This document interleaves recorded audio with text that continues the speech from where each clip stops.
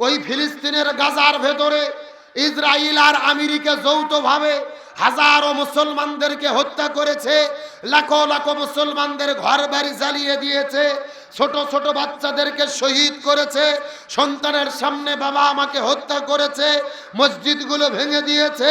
ওই ফিলিস্তিন গাজার ভেতরে লক্ষ লক্ষ মুসলমানদের বাড়িতে আগুন জ্বালিয়ে দিয়েছে। আল্লাহর কি খেলা! আজকে আমেরিকাতে আযাব শুরু হয়েছে, গজব শুরু হয়েছে। আমেরিকার লস অ্যাঞ্জেলসে এমন দাবানলের আগুন শুরু হয়েছে, পুরো আমেরিকা আগুন দিয়ে দাউ দাউ করে জ্বলতেছে। আল্লাহু আকবার বলেন। এগুলো কার খেলা? এ জোরে বলেন, কার ফয়সালা? একদিকে প্রচন্ড শীত, আকাশ থেকে তুষার পড়ে বরফ হয়ে যাচ্ছে রাস্তাঘাটে, আবার তার ভেতরে মাটির নিচ থেকে দাউ দাউ করে আগুন বের হচ্ছে।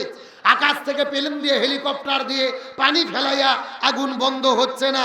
লক্ষ লক্ষ মানুষ আগুনে পুড়ে গেছে। শহর থেকে বের করা হয়েছে। পুরো লস অ্যাঞ্জেলেস মনে হচ্ছে জাহান্নামের আগুনে জ্বলতে জ্বলতে ছাই হয়ে যাচ্ছে। আল্লাহ যেন চোখের ভেতরে আঙুল দিয়ে আমেরিকাকে বুঝাইতে চাই, তোমরা ইসরায়েলকে ইন্ধন দিয়ে ফিলিস্তিনে মুসলমানদের বাড়িতে আগুন জ্বালিয়ে দিয়েছো, এটা বন্ধ করো। এই খেলা যদি বন্ধ না হয়, পুরো আমেরিকা আল্লাহ আগুন দিয়ে পুড়ে জ্বালিয়ে দেবে।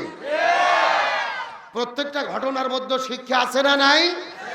আল্লাহর কোরআন বলেছেন, এই পৃথিবীতে যত দুর্ঘটনা ঘটে, জাহারাল ফাসাদু ফিল বাররি ওয়াল বাহরি বিমা কাসাবাত আইদিন নাস, জলে এবং স্থলে যত দুর্ঘটনা ঘটে সব হলো মানুষের দুই হাতের কামাই।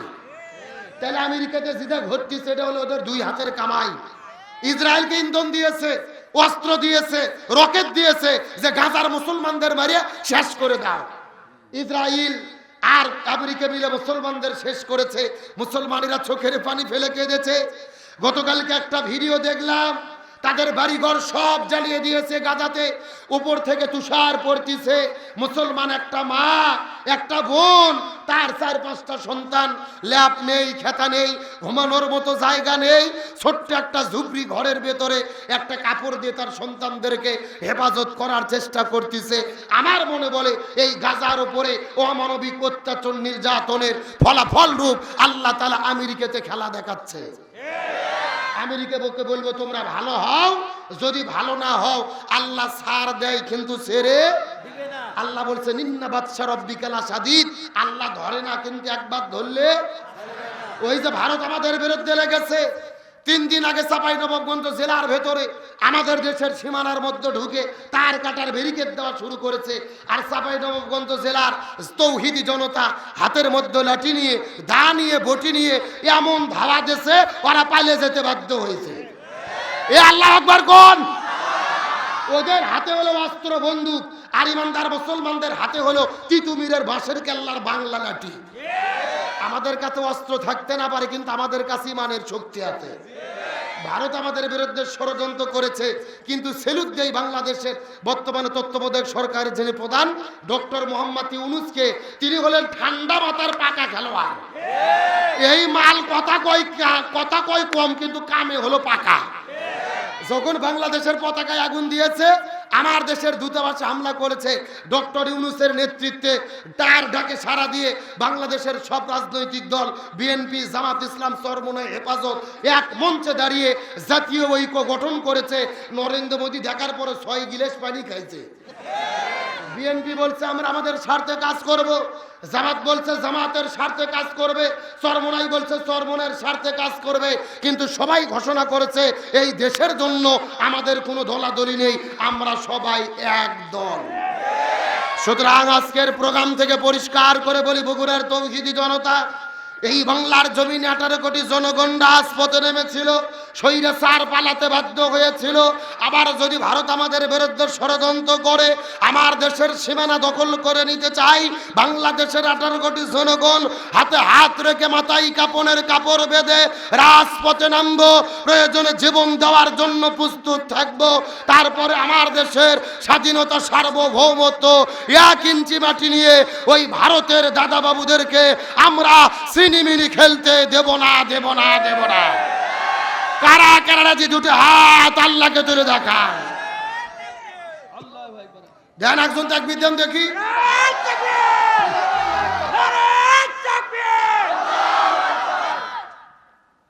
একবার তাক দিতে হবে তাই? এই দেখে আপনার দাঁড়ান দাঁড়ান, পুরো স্লোগান দেন দেখি।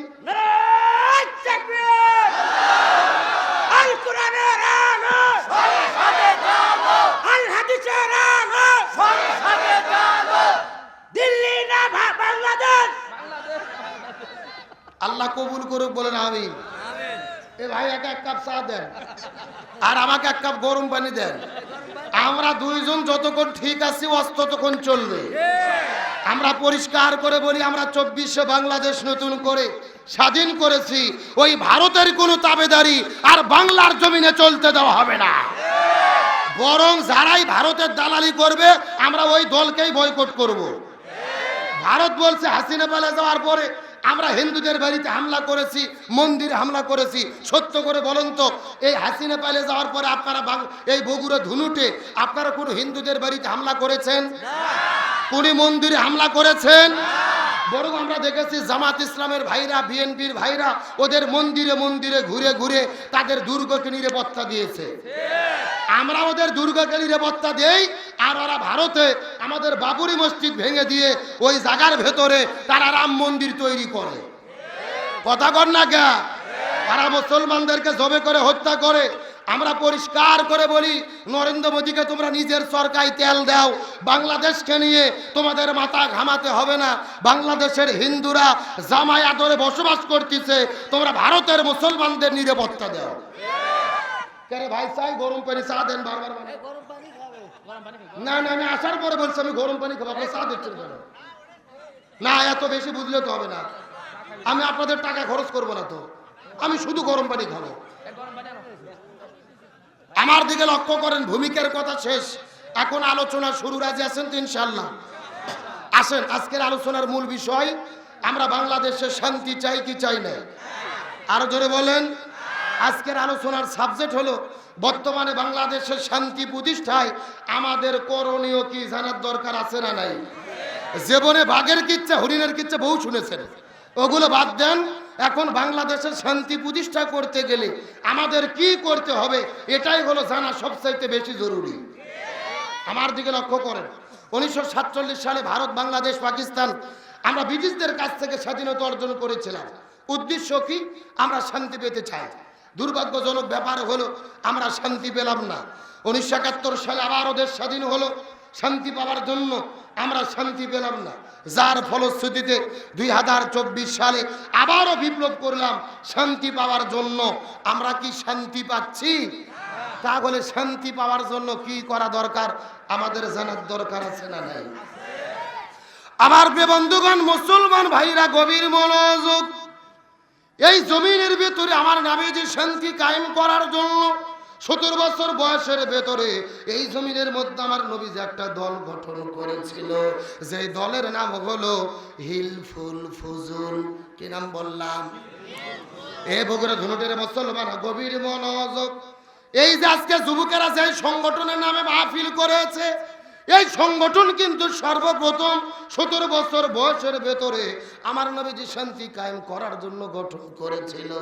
17 বছর বয়সের ভেতরে নবীজি দল গঠন করলো, যেই দলের নাম হলো হিলফুল ফুজুল। নবীজির উদ্দেশ্য ছিল জমিনের মধ্যে তিনি শান্তি কায়েম করতে চায়। কিন্তু 17 বছর থেকে শুরু করে 40 বছর পর্যন্ত নবীজি 23 বছর ধরে চেষ্টা করেছে, কিন্তু জমিনের ভেতরে নবীজি শান্তি কায়েম করতে পারলো। এ ধুনুটের মুসলমান গভীর মনোযোগ। নবীজি 23 বছর ধরে চেষ্টা করেছে, কিন্তু জমিনের ভেতরে নবীজি শান্তি কায়েম করতে পারলো না। নবীজির বয়স যখন 40 বছর হয়ে গেল, আল্লাহ নবীজির উপর যখন কোরআন নাজিল করলো, এই কোরআন নবীজি জমিনে দাওয়াত দেওয়া শুরু করলেন। ওই কোরআন যখন জমিনের মধ্যে কায়েম হয়ে গেল, কোরআনের বিধান যখন জমিনে বাস্তবায়ন হলো, ওই জমিনের মধ্যে শান্তি কায়েম হয়ে গেল। 40 বছর থেকে শুরু করে 63 বছর পর্যন্ত নবীজি 23 বছর চেষ্টা করলো, জমিনে শান্তি কায়েম হয়ে গেল। নবীজির জীবনটা দুই ভাগে ভাগ করার চেষ্টা করেন। নবুয়ত পাওয়ার আগের হলো 23 বছর, আর পরে পারের হলো 23 বছর। আগে 23 বছর নবী চেষ্টা করলো, শান্তি কায়েম করতে পারলো না, কিন্তু পরে 23 বছরের ভেতরে নবীজি কেন শান্তি কায়েম করতে পারলো? এর পেছনে কারণ হলো আগের 23 বছরের ভেতরে নবীজির কাছে দল ছিল, কিন্তু নবীজির দলের সংবিধান আল্লাহর কোরআন ছিল না। কথা কি বোঝা যায়? এ ভালো করে বোঝেন, আপনার আমার মতো 2 টাকার ছুটকে ফাটকে হুজুর না, এলাকার তেল তেলা গোয়েন্দার নেতাও না, স্বয়ং বিশ্বনবী দল গঠন করে 23 বছর চেষ্টা করলো, জমিনে শান্তি কায়েম করতে পারলো না। কারণ কি? নবীজির দল ছিল, কিন্তু দলের মধ্যে কিসের সংবিধান ছিল না? কোরআনের সংবিধান ছিল না। এখান থেকে বোঝা গেল বগুড়া ধনুটের মুসলমান, এই বাংলাদেশে বর্তমানে যেই দলগুলো শান্তি কায়েম করার চেষ্টা করতেছে, শান্তি কায়েমের ঘোষণা দিচ্ছে, ওই দলের দ্বারা শান্তি কায়েম হবে না যেই দল আল্লাহর কোরআনের সংবিধান দিয়ে পরিচালিত হয় না। কথা কি ক্লিয়ার না ভেজাল আছে? আরে ভাই, যেই দল নিজেরাই কোরআন দিয়ে চলে না, ওদের নিজেদের ভেতরেই তো আপনার দলাদলি করে, মারামারি করে, গুতোগুতি করে কুপোকায়। কথা বলেন, কথা বলেন। সুতরাং গভীর মনোযোগ বোঝার চেষ্টা করবেন। আপনি যদি মুসলমান হন, আপনার জন্য দল করা ফরজ, নামাজ রোজা হজ যাকাত যেমন ফরজ, ইসলামী আন্দোলন করা তেমনি রূপে ফরজ।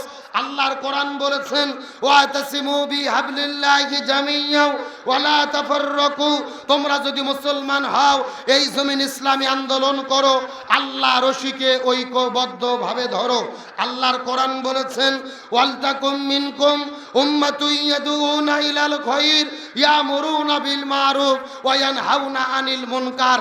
মুসলমানদের মধ্যে 2টা দল থাকবে, মুসলমানদের ভেতরে অবশ্যই একটা দল থাকবে যারা ভালো কাজের আদেশ করবে, অন্যায় কাজে বাধা দেবে। আল্লাহর কোরআন বলেছেন, আল্লাযীনা ইম্মাক্কান্নাহুম ফিল আরদি আকামুস সালাহ ওয়া আতাউজ যাকাত ওয়া আমারু বিল মারুফ ওয়া নাহাউ আনিল মুনকার। কোন মুসলমান দল যদি ক্ষমতায় যায়, 4টে কর্মসূচি বাস্তবায়ন করবে। 1 নম্বর নামাজ বাধ্যতামূলক করবে, 2 নম্বর যাকাত ভিত্তিক অর্থনীতি কায়েম করবে, 3 নম্বর ভালো কাজ চালু করবে, 4 নম্বর মন্দ কাজ বন্ধ করবে। ক্ষমতায় যাওয়ার পরে এই 4 কর্মসূচি যারা বাস্তবায়নের ঘোষণা দেবে, তাদের পক্ষেই আমাদেরকে থাকতে হবে। বক্তব্য কি আব্দুল সালাম যুক্তিবাদী না আল্লাহর? সূরা হজ আয়াত নম্বর 41। তাহলে চিৎকার করে বলেন, দল যদি করাই লাগে, কিসের দল করব? রাজনীতি যদি করতেই হয়, কিসের রাজনীতি করব? আল্লাহর কোরআন বলেছেন, ওমাইয়াবতাগি গায়রাল ইসলামি দীনান ফালা ইউকবালা মিনহু ওয়া হুয়া ফিল আখিরাতি মিনাল খাসিরিন। হে মুসলমানেরা, গভীর মনোযোগ। কোরআন বাদ দিয়ে যদি কেউ বিয়ে করে, এই বিয়ে আল্লাহর দরবারে কবুল হবে না। কোরআন বাদ দিয়ে যদি কেউ ব্যবসা করে, এই ব্যবসা আল্লাহর দরবারে কবুল হবে না। কোরআন বাদ দিয়ে যদি কেউ রাজনীতি করে, ওই রাজনীতিও আল্লাহর দরবারে কবুল হবে। তাহলে চিৎকার করে বলেন, শান্তির জন্য কি লাগবে? আরো জোরে বলেন। এই জন্য আল্লাহ সুবহানাহু ওয়া তাআলা বলেন, ওয়ামান আরাদা আন যিকরি ফাইন্না লাহু মাঈশাতান দানকা ওয়া নাহশুরুহু ইয়াওমাল কিয়ামাতি আমা।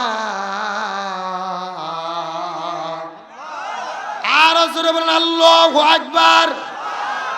সূরা তাহা 16 নম্বর পারার 19 নম্বর পৃষ্ঠার 13 নম্বর লাইন 124 নম্বর আয়াতে কারিমা তাফসীর ইবনে কাসিরের মধ্য থেকে বলতেছি, আল্লাহ তাআলা ডাকতে বলে, পৃথিবীর মানুষেরা, এই জমিনের ভেতরে ব্যক্তি, পরিবার, সমাজ, রাষ্ট্র, রান্নাঘর থেকে শুরু করে সংসদ ভবন পর্যন্ত যদি তোমরা শান্তি কায়েম করতে চাও, কোরআন বাদ দিয়ে যদি কেউ জীবন পরিচালনা করে, এদের জীবনের মধ্যে আমি আল্লাহ তাআলা কোনো শান্তি রাখবো না, বরং মাঈশাতান দঙ্কা, তাদের জীবনটা অশান্তিতে ভরে দেব।